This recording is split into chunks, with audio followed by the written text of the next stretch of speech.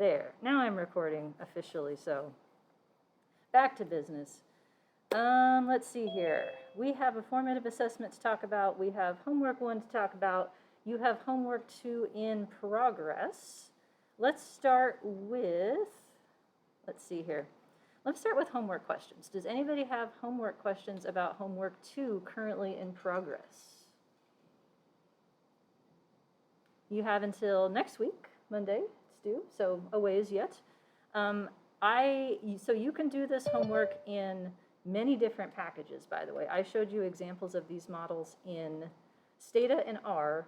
I had questions about the use of SPSS and M+, could also be used for these models, as well as SAS, of course. So the univariate multi-level models with maximum likelihood estimation you can do in a bunch of different packages. I verified that all the answers should be correct. So there shouldn't be any issues with respect to like R giving you the wrong answers with the except for 2. I asked you for variance component estimates in questions 14 and 15. You need to round to the nearest 10th. It's not close enough otherwise. And there was no way that I could get it to work, so I just gave up and said, just round it, okay? Otherwise, if you're sure that the answer is correct and you think that, and you're not sure why it's still red, let me know and I will be happy to help you troubleshoot. I took it relatively easy on you with respect to this, because I know this is a lot. So, like for instance, in the last model here where you're interpreting stuff, let me find it here. So like predicted age change, predicted amount of problems, these are just typical estimate statements. Like I made you do repeatedly, find the predicted outcome for this level of the covariates, find the predicted linear slope for this level of the covariates. There's nothing more complex than that. So, but as usual, if you do run into any problems, or if you just want to talk through your logic about the drop-down questions, I can confirm or deny that your logic is correct as you answer these things. So again, let me know if you need anything with respect to that. Otherwise, I will not bother you. Okay, we do have a question. See, I knew there'd be at least one. Question 32 and 33. Can that be accomplished with the contest 1D function, or do you have to use the margins function? Prediction, that is a contest 1D. For margins, it would depend on whether or not you used the squared term as a new variable or whether you did it as a multiplication. Because in margins, if you made it as a separate variable, you'd have to make sure to hold that constant at the right values. Otherwise, it doesn't understand that it's connected. That would be the exception. I did these in LinCom estimate and contest 1D. It would be a test statement in SPSS if you want to do it that way. Okay, cool. Anything else before I shut this page down? All right, then let's do quiz formative assessment number 1. Let's talk through these. So I updated grades this morning. You got your 2 points for completing it. Thank you very much. First question here. In what kind of longitudinal designs does one need to worry, let me make this a little bigger, about time-related convergence? So in my example, it was age, but this would apply to any other type of time metric. And then give an example. So first question then, when do you need to worry about this as a potential issue? What kind of design? Accelerated. Yeah, accelerated. Give me some synonyms for that. Cohort, like a cohort sequential or overlapping cohort. Those are the terms that I know of. Age trajectory. I haven't heard of it by that name, but that doesn't mean that people don't use that term that way. Does anyone know of any other synonyms that I should add to my list? So those are the terms. If you were to explain what that means, though, what is unique about that type of design, an accelerated design, with respect to time?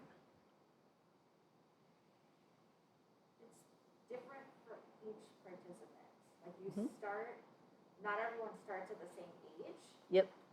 But you're still like acting as if you have a full, like from youngest to oldest for everyone. Yes, Does that make sense? that's exactly right. So the answer was when, say it again, and I'll paraphrase for the Zoomers here. Okay. I'll also try and talk loud. Yeah, do that. So not every participant has all the same age data points. Not everybody has all the same age data points. But when you're analyzing the data, you're acting as if everybody has all the points. so like everybody overlaps so that there's at least one participant at every like age point that you're looking at, but people only have chunks of the whole. Yes, each participant only has part of the available observations, but you're pretending as if you have all the observations for all the people, basically. Yeah, I would say it's when people start at different points in time at the beginning of the study. So when not everybody has like the exact same time zero with respect to the process you're studying. So if you are studying, say, I think someone had the example of like learning a second language or something. So everyone has Duolingo or all the other apps where you can learn new languages, right? And time zero might be the first time that you open an app. Now you would expect that the more you practice your language, the better that you get. And it might be a question whether people who are older versus younger get better faster.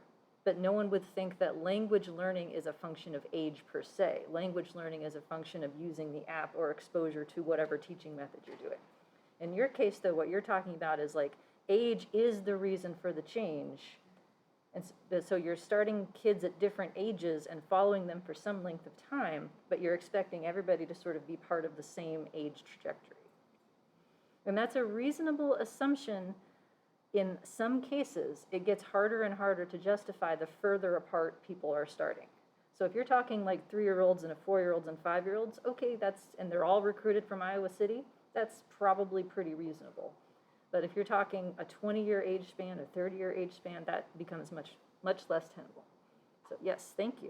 I also promised I was going to call on Carl for his example. So my example would be maybe trying to piece together performance metrics for a bunch of different companies over the years 2000 to 2020. Although none of those companies have all that complete data, you try and piece all that together, and each company might be founded at a different point in time. So a company might be founded in 1990 or 1995 or So performance data for companies over time, aggregated potentially from multiple sources, but each company has a different length of being in business. Like I would expect a very different type of trajectory for a company that's very well established than one that's just starting out. So it's like, what does 1990 mean is sort of relative to where you are in your company development process. And companies that start in 1990 probably had different initial challenges than companies that started in 2020, for instance, or 2022. So yeah, that's another good one. Another one I was going to call, and I didn't warn you though, so if you don't want to play, you don't have to. Charlotte, you gave me an example of a research project you're involved in. Do you want to play? Otherwise, I'll play for you. Yes, I'd like to play. Okay, play. Sorry, I am on 2 different audio things. Okay, so I'm involved with a project called the Growing Words Project over in the psychology department. We study language development through, mostly focusing on grades 1 through 3, but we follow the same 1 through 3 cohort over 5 years, and then each additional year we add on another new 1 through 3 cohort. So this class is very applicable to what I'm working with in my research. So yeah. So kids are joining in sort of waves as they age into the study. And all of your cohorts are recruited from like the same kind of like local sampling, right? Yeah, all here in the Iowa City area. Well, actually, yeah, Iowa City, Cedar Rapids area. Okay, yeah. So yeah, short age range, all the people kind of from the same type of background for the most part in terms of at least demographics.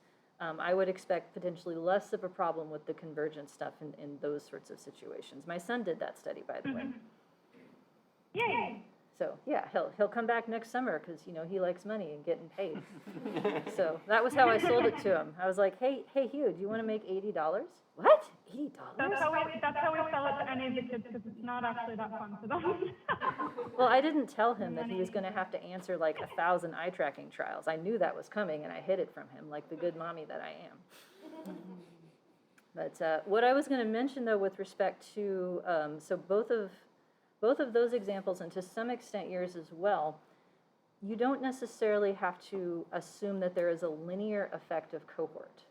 So like in the examples that I gave you, it was continuous age at baseline, where it was like literally the exact age that a person was when they started. It might make more sense to think of this as the the 2020 cohort, the 2021 cohort, the 2022 cohort, particularly if you're measuring academic outcomes where disruptions because of COVID might have a difference. So you can treat them as discrete groups of people if that's the way you recruited them. There's nothing that says that a continuous variable is the only way. And in fact, when these models were first put forth, cohort was a discrete variable. Like it was just like the waves of inclusion in the study. So there may be multiple ways of approaching the problem, but generally speaking, the idea is that if people differ in time when they start the study, those differences have the potential for their own effect on the trajectory. That's the key idea here. Okay.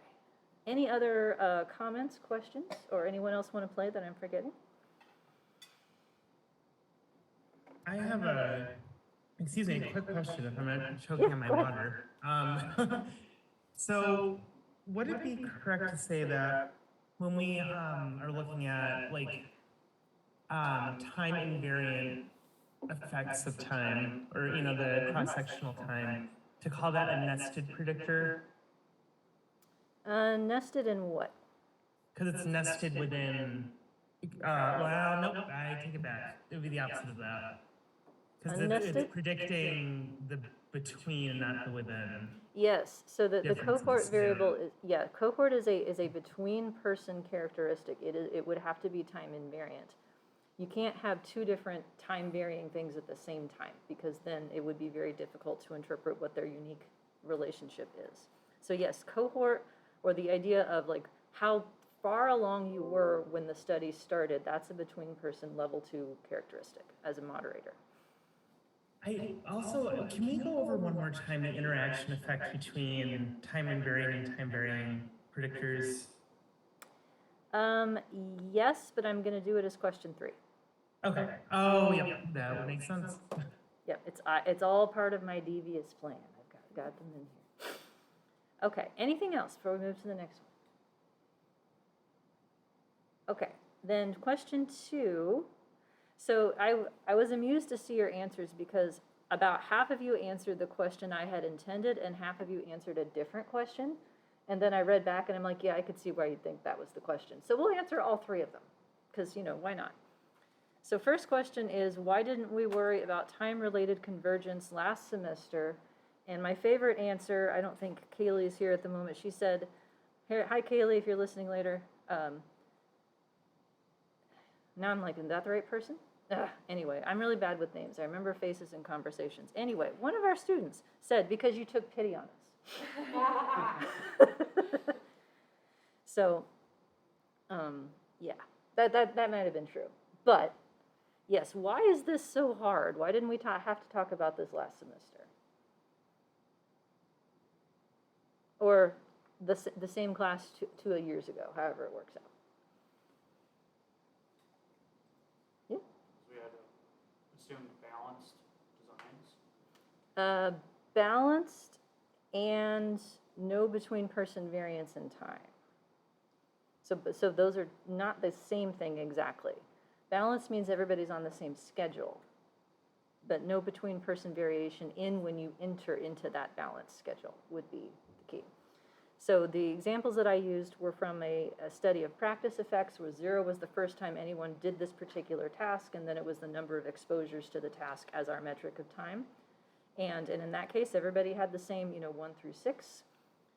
A lot of like the classic examples in longitudinal textbooks start that way. Like they talk about sort of intervention designs where time 0 is your baseline to whatever you're measuring, and then something happens and they see what happens to your trajectory after that.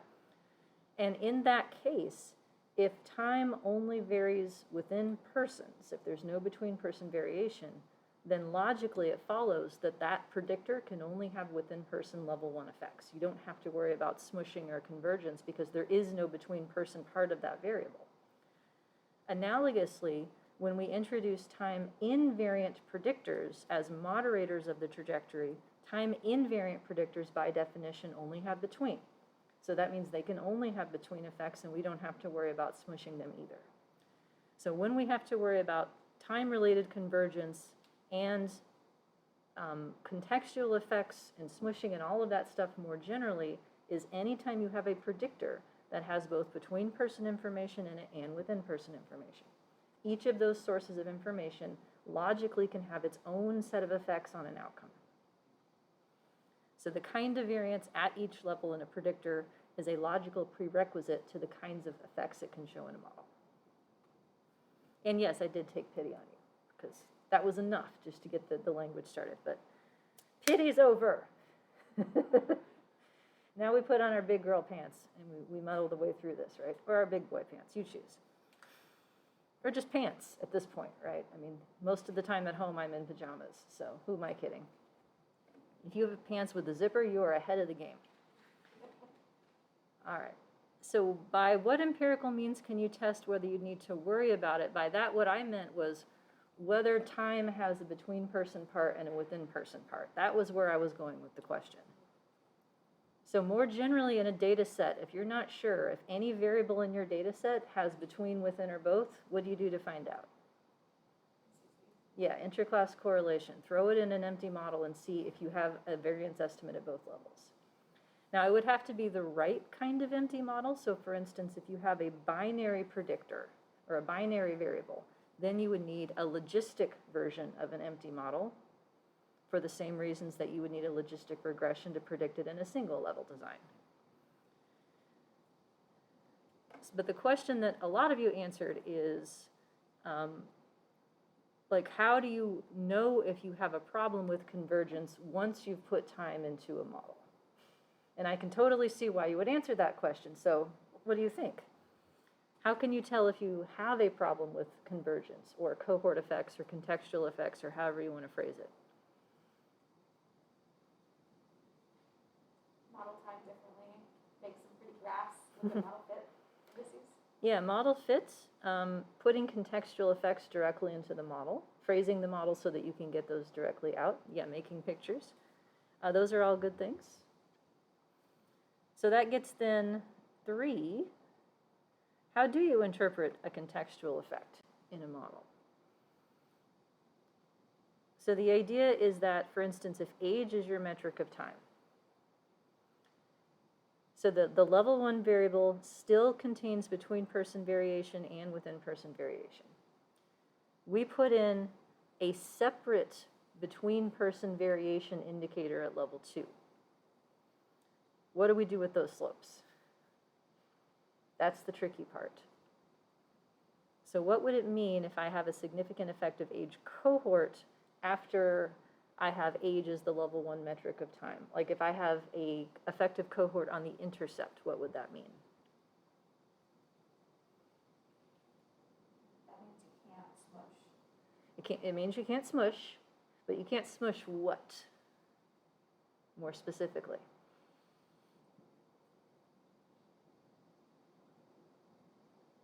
The intercept, to start with. I'm thinking of like that graph that you have that has like the dotted lines in it for like the chunks you don't have, and like they all look a little like different. Yes. So You can't smush because they don't all look the same, like they're the same trajectory back to the intercept. They all. yeah, so like if you have an intercept that's at a particular point, like age 84 in my example, and you have an effective age cohort on the intercept, that means that people have different predicted values at age 84 based on when they were 84, based on when they started the study. So if your model for time was adequate, it shouldn't matter when you join the trajectory. Everybody should be basically on the same trajectory, maybe except for individual differences. But these are systematic differences as a function of cohort, that they are predicted to be at a different place. And part of that could be because of the dotted lines where this is the part of the trajectory you don't actually have for them. You're trying to like extrapolate back or forward in time for occasions you don't have. Part of it could be due to that. But if you had, say, an effective age cohort on the slope, then that's a different like type of smushing. But it's the same idea. It's like then the rate of change at 84 depends on when you started the study. So not just your predicted outcome, but the slope at that point. So the key idea of the word contextual as a more general concept, after controlling for whatever the exact variable is at level 1, after controlling for age, cohort still matters. after controlling for current levels of whatever, your level 2 between person characteristic still matters.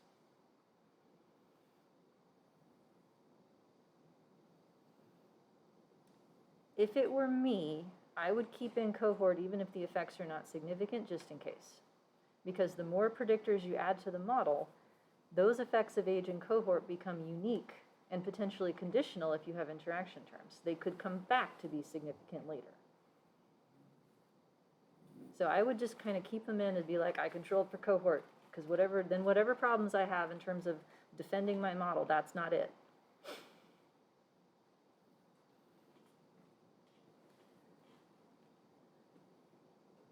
So age at baseline matters after controlling for current age. That's contextual. That indicates a lack of convergence or a smushing problem. And by the way, I smell smush with a U. If few of you have a double O, I will also accept that as an alternate pronunciation or spelling, given that it's kind of a made-up word in the first place. Okay. Any of that you want to hear again or talk about more? Hey, Lisa. Yes. I'm trying to, an example, just want to make sure that I'm understanding it right. So if I was looking at like math ability and improvement in math ability or whatever, looking at these different cohorts, and going from before COVID to after COVID, you would see that jump, like this is where 13-year-olds would start if they were in this cohort, and these 13-year-olds would start here in this cohort. That would be a contextual effect. Yes, yes, and I think a lot of the COVID losses, like headlines that you're seeing, those are contextual effects. Like relative to where you should be in 7th grade, you're not there. Like the 2020 cohort is like below that point. So, and they're expecting everyone to be on the same trajectory as a function of their general education process. So yeah, that's another good one. So this is, do you think this is going to be, not more important, but within my field, researchers are going to have to consider this way more after COVID because that changed ability so much, or like the start of ability? I don't know if you understand what I'm asking. Certainly yes, although how to best do that, like I'm not sure that the people who were in a certain grade, like when everything shut down versus the things that are still happening as a function of that, right? Like the world is not back to normal. So how to operationalize like those losses and try to get at mechanisms more than just like this happened, that's I think is going to be the trickier part. But that's the idea of losses. It's all about like where you're supposed to be in 9th grade or by age 13. That is they're phrasing it as a contextual effect. Okay, Nathan has a question. So let's say I want to be crazy, and I want, Okay, instead of be having a quadratic trajectory, it's a cubic trajectory. Would there be 2 potential cohort effects that you could have? If so, every aspect of it can have a cohort effect. In terms of the math, basically, you would need one level higher of the baseline cohort variable in the model. So like if I wanted to control for cohort on the quadratic trajectory, then I would need a cubic effect of cohort. And if I had a cubic trajectory, I would need quartic. Did we decide that's a word? To the 4th power? It sounds like it should be a word. Quartic. I'm going to go with it. So basically, if you write out the model with age, and you write out the model with time, like you can rearrange the terms to figure out what higher order terms you need to make them equivalent. And if they're not equivalent, that means you have made some sort of assumption of convergence. Okay. That hurts my brain, but theoretically it makes sense. Well, you'd have to have a lot of data within persons to get like an estimate of a decent cubic trajectory for an individual. Yeah. I could see that. Yeah. And at that point, you might, I mean, like a piecewise model or some other approach, I think might be more useful than trying to think about instantaneous quadratic rates of acceleration at, like, no one wants any part of that. No. No. Okay, question, Carl? So when we ran this model in our last class, we talked about this, at least is the way I processed it, the extent to which like my intercept is affected by my context in terms of like a contextual effect. Yes. So it's like my cohort affects my intercept. Mm-hmm. And looking back at our handout, you know, we had a random intercept in that model. So to me, that sort of makes sense. You know, person specific means. But you talked about before this idea of like systematically varying effects, like these cross-level direct effects that don't rely on, like there's no random component. Yes. So could we talk about that in this context as well? Because we didn't have the random slopes in that model. Yes. So I'm opening up the part 1 of example 2, which I have, by the way, reposted and relabeled to clarify that part 1 is the MLM side and part 2 is the SEM side, which is the new handout I finished on Sunday. Let me go to a model. So here's like the first model that we had where we only had a random intercept and the slopes were fixed. So at this point, I would say the intercept is random and these two slopes are fixed because they do not vary as a function of anything. Like it's literally a fixed constant that applies to every one score. Normally then I would go random time next, but for the purposes of presenting these models when they're equivalent, which is only true if you only have a random intercept, I did it in the opposite order. But if you look at, say, this age, so this would be the contextual version of the model here. This is all the stuff that goes into the intercept. So because there's still a random intercept at the end, I'd still call this random. Even after I control for what cohort you're in, everybody has their own deviation from where the intercept is. So you would be like whatever else is out there that's not cohort about a person that causes someone to be different from another person. Actually, let's do this one first. The linear age slope here does not have a random slope attached to it, but it does have a predictor, a cross-level interaction. So this cross-level interaction is age by age. It's level 1 age by level 2 age. And yes, that's going to hurt people's brains, which is why in your homework I said this is called cohort and this is called age, like to try and keep them as separate concepts. And anything you can do in writing to help people keep them separate, to rename them that way, will help as well.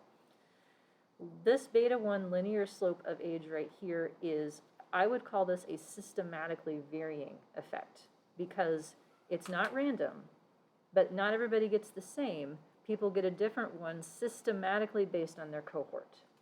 So it's like the middle ground between fixed and random. Now, where this becomes a problem is that if the model needs a random slope and it doesn't have it, the type 1 error rate for this cross-level interaction will go through the roof because the standard error for this should be larger to reflect the slope variance that should be in the model if it really needs to be there. So this model I know is misspecified, but I did it on purpose to keep them equivalent because I know once the random slopes are included, they're no longer going to match in terms of their fixed effects. So this intercept is random, this linear slope is systematically varying, and the quadratic slope is just fixed because it's one number for everybody. Okay, does that help clarify? Yeah, I think so. The beta 0 is, or the U0I, that's Yep. after controlling for these cohort effects, you're still allowed to be different. Mm-hmm. But different randomly because we don't know why. Yeah, you're still allowed to be different randomly. Yep. Whereas in beta 1, we just leave out that last part. Like you're still allowed to differ randomly. Yeah, so beta 1, it's everybody who is from the same cohort gets the same slope, period. And to me, as long as you have done your due diligence in testing for the corresponding random slope, you find it to be not there, then this is a reasonable thing to do, but not everybody feels that way. I have a simulation paper on it. Unfortunately, it was never published. I won't go into that. Those are whole other reasons. But there is a random slope missing from this model that should be there. The question is whether it should be attached to age or time. So in Yeah. this case, we don't have a random slope. The variance represented by the random slope, that's constant over time, or between people? Or what's the interpretation of the random intercept in that case? This one? Yes, that's pure constant variance Constant over time. every time. Okay. Yeah, because on the random side of the model, there's no higher order random effects. So this is functionally a person mean deviation, because even if it was phrased as like age whatever, it's the same across time. It's not conditional. Yes. Yep. Okay. Other questions on this topic? Nope. All right. And I'll shut that off. And I think we got through all of these. Talked about theme songs. Thank you. I can shut this off. And we can go back to reviewing via homework 1. And you can continue working on revising your answers. You do not need to track changes because I did not read them that carefully in the first place. And we'll try to talk nice and slow, so the YouTube transcript will have all of the answers if you need to come back to them. But I'm not looking for textbook definitions. I'm looking to challenge you to explain things in your own words, because it's one thing to follow what I'm saying. It's another thing to read books and follow the writing, but to have to explain it to someone else is really the point at which you learn what you understand and what you don't understand, I feel like. I can tell when people don't understand things from the way that they write. If it sounds very hand-wavy with lots of like vagueness to it, it's like, oh, this person doesn't understand this. So I'm looking for you to develop your own ability to explain this stuff, because eventually you'll have to write papers that describe the methods and the motivation for them and how they were executed. So we talked about a couple of these last time. Do we need to go back over? Or are we good with, I think we did 1 and 2 maybe? Seems right? Okay, so between person versus within, we've talked a lot about that. That's going to be a continual distinction. Basically, relative to other people, like 1 unit higher means like more than someone else, whereas within person, 1 unit higher means more than you started with or more than usual, depending on the model. But you are your own reference point for within person. That's the key idea. In writing research questions, I have found that a lot of people are not sufficiently specific when it comes to these things. Like, stress is bad for you. Does it mean that people who have more stress do worse than people who have less stress? Or does it mean that on bad days you do worse than on good days? Or both? So when people say over time, like, that's not specific enough, because time has both of these things happening throughout it. Okay, fixed versus random. Give me one sentence that summarizes this.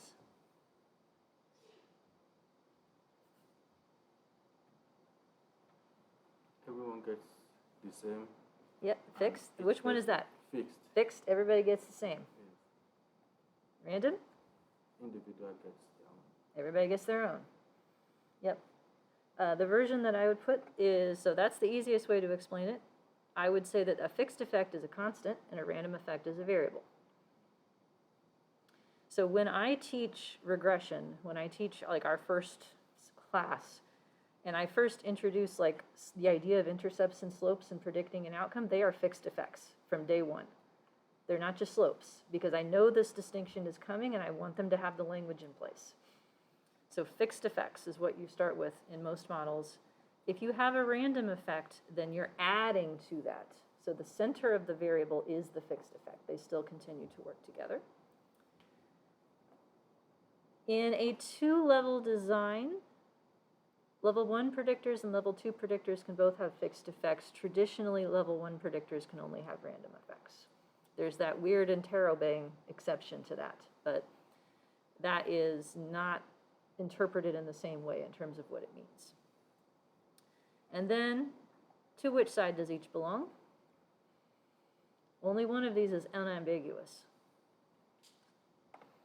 Random belongs to variance. Yes, random effect is always in the model for the variance. It's always an estimated variance that belongs in your model, where your job is to put in predictors that reduce it or explain it. So if I say that I want to give a person a random effect, like a random intercept, then I'm not putting in like ID variable as a predictor and saying, what's the mean for person 1, what's the mean for person 2, mean 3. It's, no, this is just, these are random effects of people, and that means that a random intercept is only one parameter and not, 300 or however many subjects that you have. Either one of them would control for person differences, but they do it in a different way. Random effects then are variances to be predicted by other things. Fixed effects in this class, usually part of the model for the means. They apply to predictors. You can have fixed effects in the model for the variance in other contexts. The idea that it's a constant, though, still applies. Like, if it's estimated, it's for everybody the same. Okay. Then did we do number 3? Not, maybe? No. Okay, good. Glad you guys remember. Why is it necessary to consider what to include in the model for the variance? So by what to include, I mean, should I have random slopes or is random intercepts enough? Should I have a constant residual variance over time, or should I have it be non-constant, or should I add in residual correlation? Like, those are the types of decisions that I'm referring to. So I can think of statistical reasons in terms of like what it does to your hypothesis tests and your p-values, and I can think of substantive reasons in terms of why someone would care about this even if they don't care about standard errors. So statistical, let's start there. Why does this matter? Like you said. Like I said? Yes. It is important so that we can precisely estimate our standard error, which we then use for our test of hypothesis for the fixed effect. Yes, so the standard errors for the fixed effects that describe the relationships of the predictors and the outcomes that we care about, those standard errors, unless you are doing some kind of like empirical resampling bootstrappy kind of thing or Bayesian kind of thing, those standard errors come from the model for the variance. So what random effects you have are going to change the fixed effects that correspond to that source of random variation. Like if I have only a fixed time slope and I don't have a random time slope with it, the standard error is going to be much smaller for the fixed slope than after I add a random slope, it gets bigger. Because part of the uncertainty that we're evaluating lies in the fact that we have these different slopes. We have to bring that into account. So the statistical reasons we would care about is basically to get the right hypothesis tests for the predictor variables. And depending on how you screw this up, it could go either way. So there are instances in which you could be too conservative or too lenient in terms of your p-values based on what's in your model for the variance.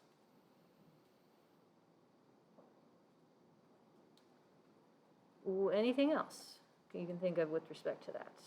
Covariance structures are important because they determine how the relationship between occasions and the patterns that exist. So if you define the wrong covariance structure, you're making an assumption that may not be theoretically plausible. Yeah. Given the data. And then also it has to be model fit to more of the statistical side.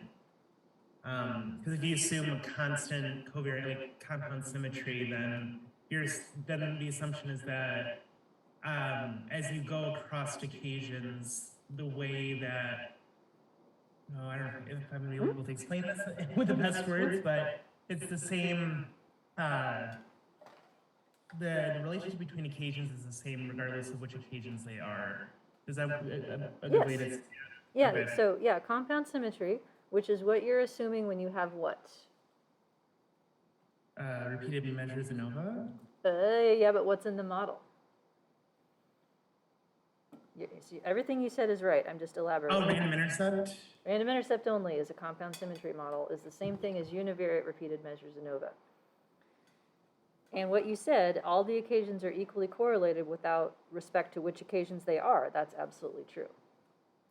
So what if that's not true? Well, if you need a random slope, for instance, well, a random slope introduces non-constant correlation across time, but it also introduces non-constant variance. So if you're interested in testing whether occasion 1 differs from occasion 2 or differs from occasion 3, if you're assuming that all of those are equally correlated and have constant variance, then some of those tests are going to be like too good and some are going to be too bad because you're like working with an average amount of variability over time. So you could miss in either direction. If the variability needs to change over time, then that needs to change the standard errors that go with the tests. Yeah, basically, we would say we need to appropriately model all patterns of person dependency. That's kind of what, that would be the terminology that I would use. I also talked about how, like, in just vanilla multiple regression, the assumptions don't hold. It's logical that, like, the error terms aren't going to be independent because you're repeatedly measuring the same person. And then we talked about the variance piece already. Yeah, so if there is a correlation of occasions from the same person, then there's a sense in which, like, your total sample size is not what it should be because there's redundancy. And so if you think about the idea of, like, sample size and power, one of the things that you have to do in multi-level designs is figure out how many actual people you need to get an effective sample size at the power that you want. Because you don't really have, like, if I have 100 people measured 5 times, I don't have 500 pieces of information. The only way that I would have 500 pieces of information is if I had an interclass correlation of 0, meaning no correlation of the occasions from the same person. If that actually happened, I would have 500 pieces of information. What's the worst case scenario in terms of sample size then in that story? If I had 5 occasions for 100 people. What's the worst case scenario in terms of the amount of effective pieces of information I have?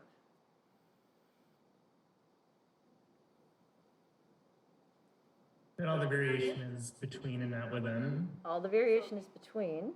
Be 100. Be 100. Like if you had someone answer 5 times and they told you the exact same answer 5 times, you have 100 pieces of data, not 500. So in terms of, like, study planning for how many people do I need, how many occasions do I need, trying to anticipate a range of intraclass correlation is going to be really important. Because the more occasions you have, the better, but not if they're highly related. It actually doesn't help you as much as you would think.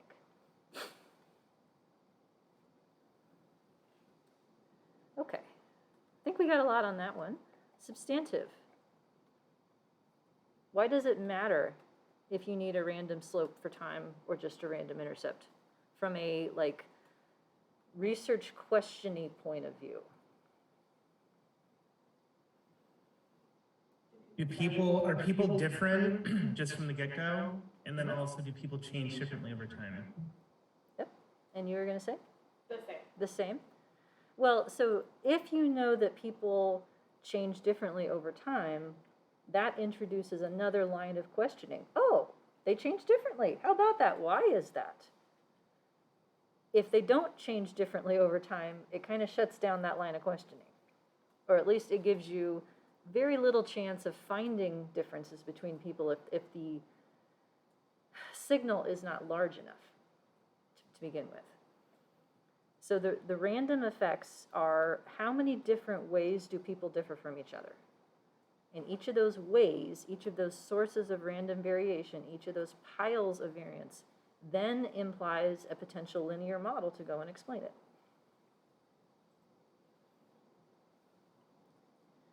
That in intervention designs, the idea of moderators, right? For whom does the treatment work better? For whom does it work less well? And then we get into mediators, like why does it work less well? Knowing that there are differences in how well it works is the first step, though.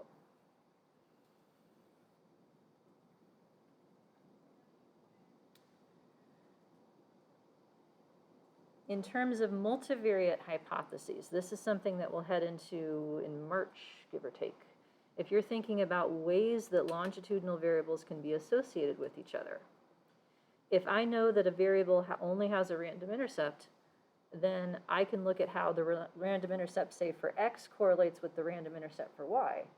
If I know that x has a random slope, well, then now I have another type of x variable, basically, that I can look at relationships with my y as a separate concept. So it can be predicted, and it in turn can predict other things. So it opens up the door to additional, I would say, theoretically motivated types of analyses or types of terms that you can throw in there. Okay. doing? Let me clear my throat. I do have a quick question. Yeah, go ahead. Thanks for the Going word back to the test. covariance structure stuff, which covariance structure would you say requires the most power? Would it be like a heterogeneous compound symmetry? Which one has what? I'm sorry?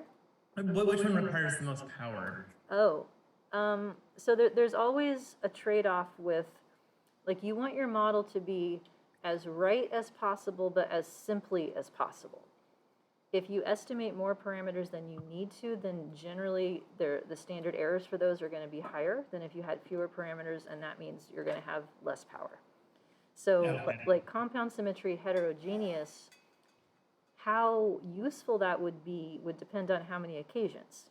If you're talking 2 versus like, then you just like the two variances are different. Okay, if you're talking 10 and you need 10 separate variances, that could be overkill, so to speak. Is that like that Occam's razor issue? Maybe.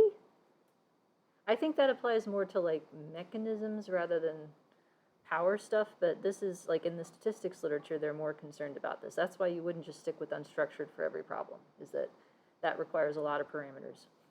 That makes sense. Yeah, like if you have a like pre-test, post-test, screw it. Like unstructured, the end. Move about your day. 3 occasions, if they're balanced, fine, unstructured. But beyond that, and if you once you get into unbalanced territory, then you don't even have the choice of unstructured. Okay. Shall we move to number 4? Model comparison drill. So, tell me about nested versus non-nested, starting with. What's the difference between a nested model comparison and a non-nested model comparison? Nested model comparisons, you have a model and you either add parameters to it or you take parameters away. Yeah, nested means one model is a subset of the other, and to get back and forth, you either add or subtract. Non-nested then? It's not that. Not that. Yeah, I would say add and subtract. So when one is not a subset of the other.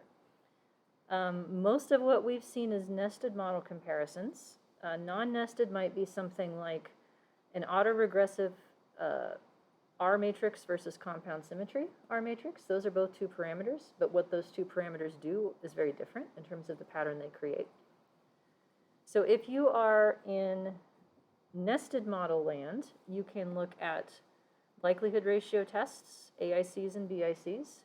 If you are in non-nested model comparison land, you're only dealing with AICs and BICs, and potentially also things like R-square or effect size. Like if you want to have one predictor versus another, you could argue that this predictor has a stronger effect size numerically, and that's why it's better.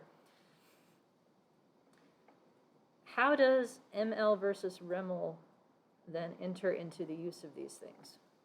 Let's go with nested model comparisons first. What kind of nested model comparisons can you do if you're using regular flavor maximum likelihood?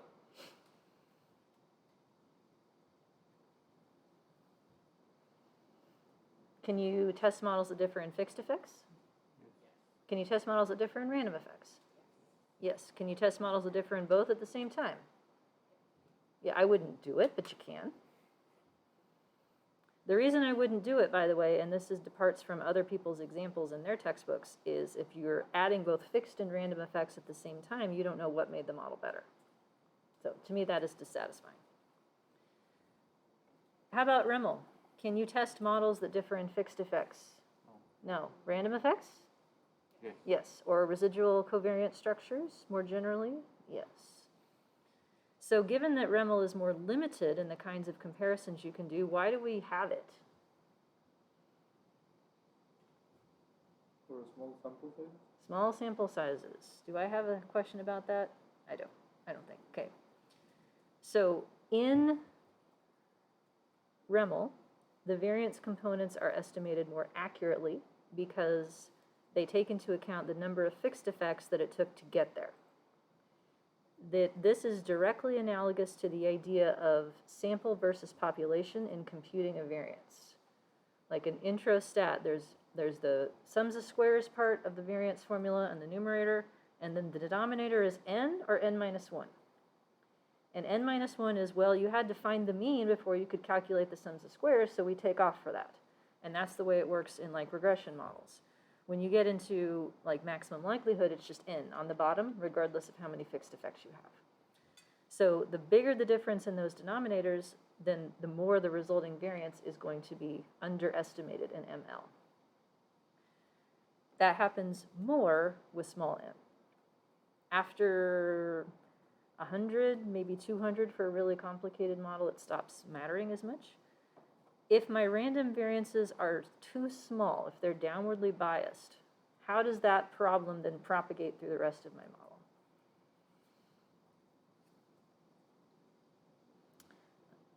Is it correct to say the likelihood function in REML maximizes the likelihood of the residuals, whereas ML maximizes the likelihood of the covariates? The first part is correct. ML maximizes the likelihood of the data, like everything at the same time. Oh, it's like the observed.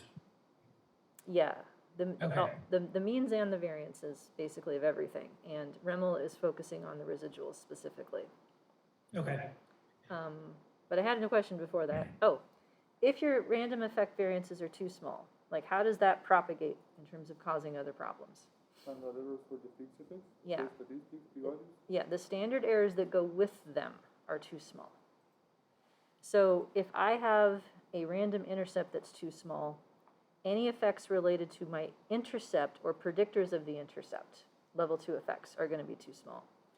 If I have a random, say, time slope variance that's too small, standard errors for the fixed time slope and for any cross-level interactions with it are going to be too small. And you might be less likely to even declare something as significant in the first place, right, if it's just smaller. So that's why we prefer residual maximum likelihood, if possible, but that is only possible for like one type of case. Outcomes in models where every level of variance is basically conditionally normal.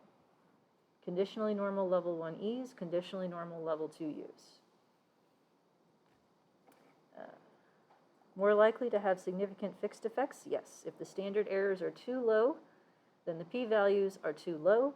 Type 1 error is too high. So residual maximum likelihood is least squares, ordinary least squares. It is the same thing. You will get the exact same estimates if you run a GLM using a mixed model software package and you don't put any random effects in it. It is the same thing. But that's why REML is not a thing, say, in the generalized class, because we're dealing with not normal residuals. And REML is not a thing in any SEM software. Not because it couldn't be, but because they didn't put it in there. They assume that if you're doing an SEM, you've got enough people to make that work. And you don't need REML. Question, is REML less robust in terms of distributional assumptions compared to ML? No, not that I know of. Okay.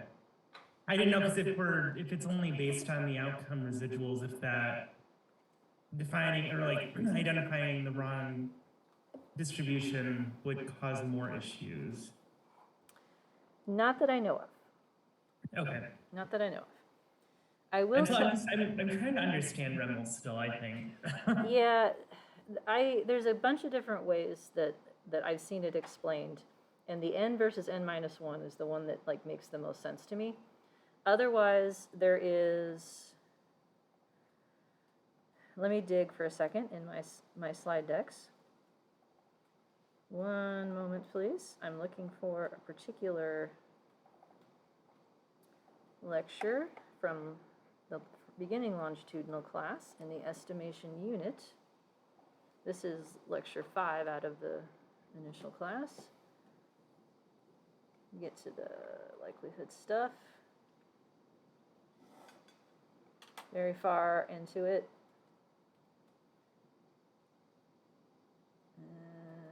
This one, slide 61. This is another way, and if you're a math person, you might look at this and go, of course. I am not one of those of course people. But I did not do any of this derivation. I totally stole this from a different textbook, and I cited it in the book, so. But the log likelihood functions being maximized. So the formula for computing the joint height of the data at the current values of the model parameters with respect to the model for the variance, because the fixed effects fall out after you have the model for the variance parameters. They're nearly identical except for this t minus 0 and t minus k for the number of fixed effects, and this extra piece right here that you can rearrange to get into this thing. So this is the asymptotic covariance matrix of the fixed effects, which means the matrix that has their standard errors on the diagonal and the covariances between them on the off diagonal. So it's like the REML function is literally adding back in somehow some amount of uncertainty, because you had to figure out what the fixed effects would be to figure out what the residuals would be to figure out what the variances would be. So maybe this helps and maybe it doesn't, but this is another way to describe it. The initial 1977 Harville paper it's like 2 pages long and it's hella dense with like matrix equations, and he describes it using some other matrix of, I forget what the exact term is. It made complete sense to Jonathan when he read it, and I was like, I don't know what any of this is either. But it's maximizing the likelihood of the residuals is one way to say it. Maximizing sort of the likelihood of the model adding back in some degree of uncertainty is maybe the way. That's the best as I get. I try to be honest with you when I'm approaching the ceiling of what I know, and we're right there, right? This is it. Now, why do I make such a big deal out of it, though? I can't even tell you how many simulation studies I've seen where they are comparing approaches to something, and someone will throw in a multi-level model as one candidate and something in SEM land as another, and they'll get different answers, and they'll make some big deal out of it. And then it's like, no, this is an ML versus REML problem. It has nothing to do with multi-level being inferior or superior. Like, the estimator confound is always there, because REML is the default in every multi-level modeling package for normal outcomes, and ML is the only choice in SEM packages.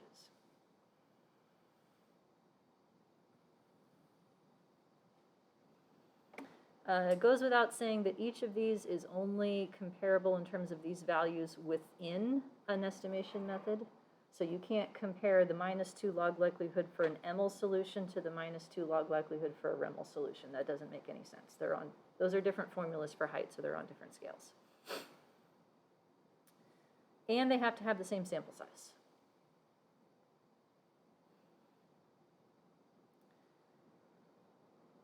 Where that can fall apart is, let's say that you're in maximum likelihood, so that you can compare models with different fixed effects, and you add in a level 2 predictor, and the level 2 predictor's p-value that comes with it is not significant, but it lowers the -2 log likelihood by a significant amount.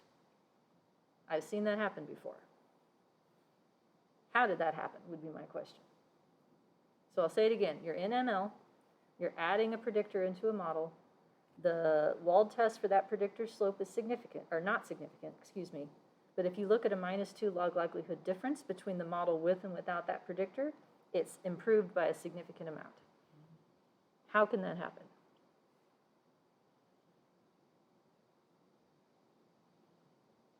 Missing data.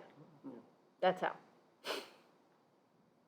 Because if you have fewer cases being summed together, your log likelihood will change for that reason alone.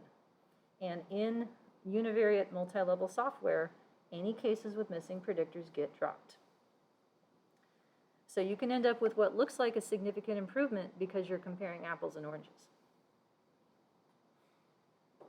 Heights of different data sets. This is the same type of thing, by the way, in SEM context. If you fit a factor analysis model, say with 8 items, and you decide you don't like one of them and you fit it on the remaining 7, no model comparisons are valid because those are different ways of computing height. Height for a 7x7 matrix versus height for an 8x8, not on the same scale.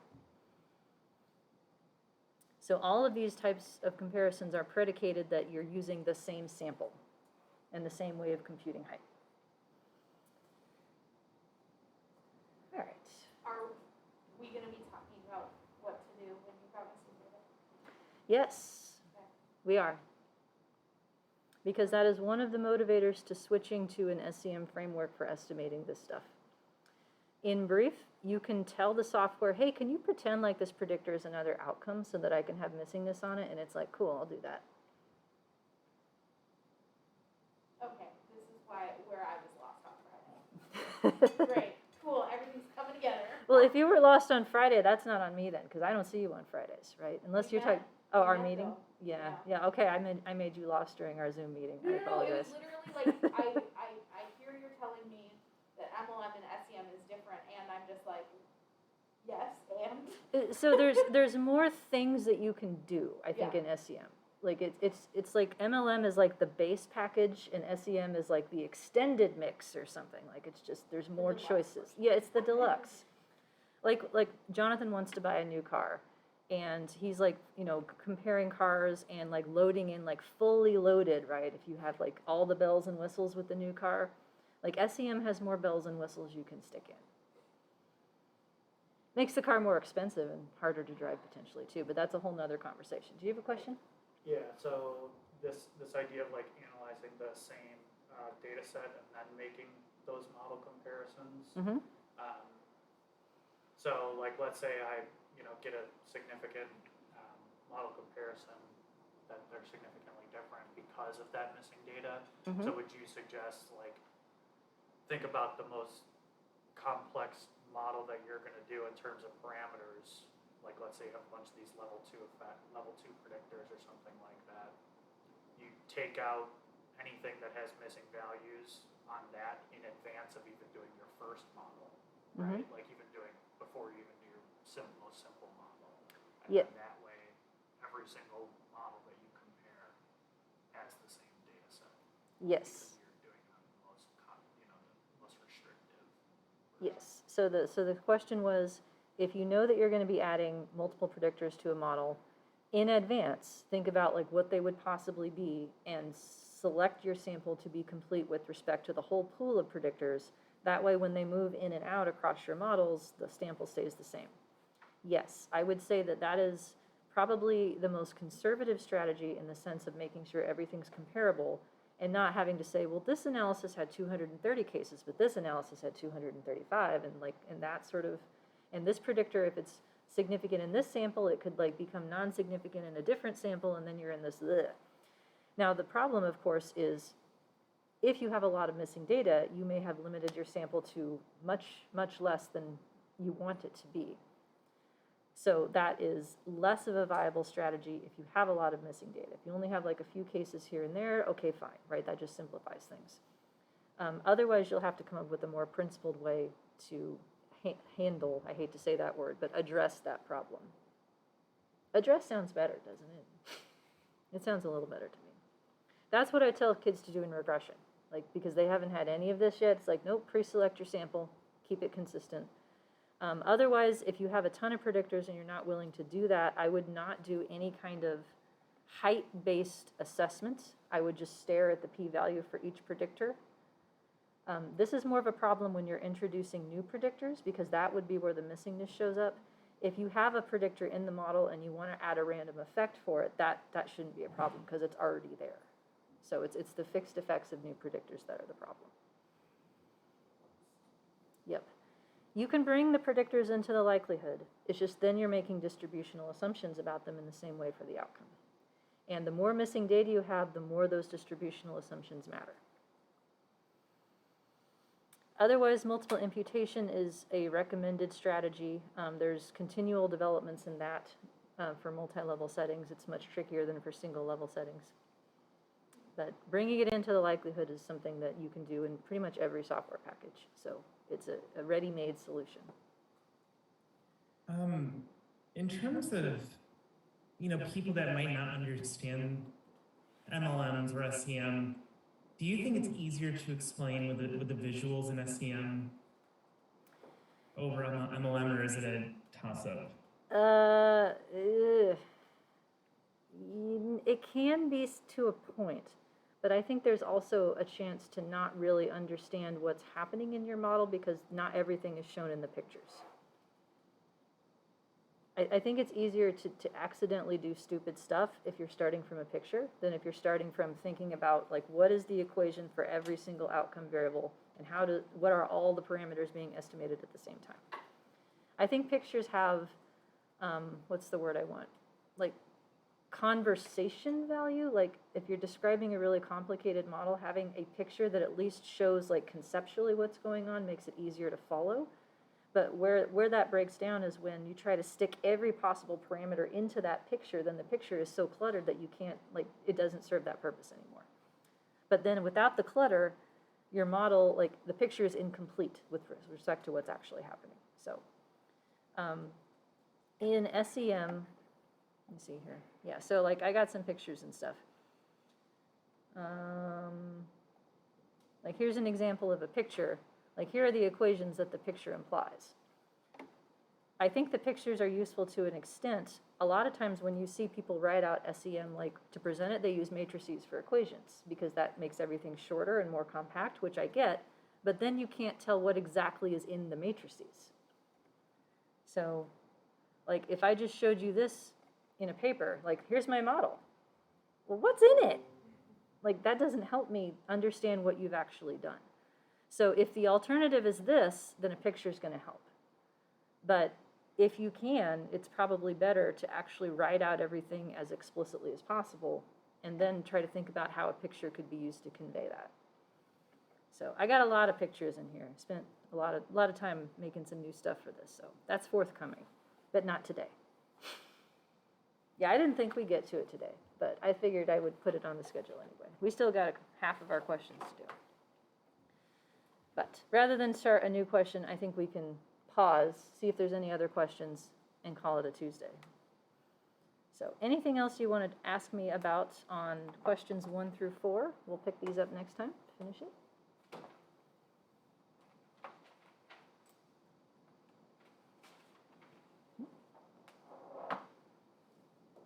All right.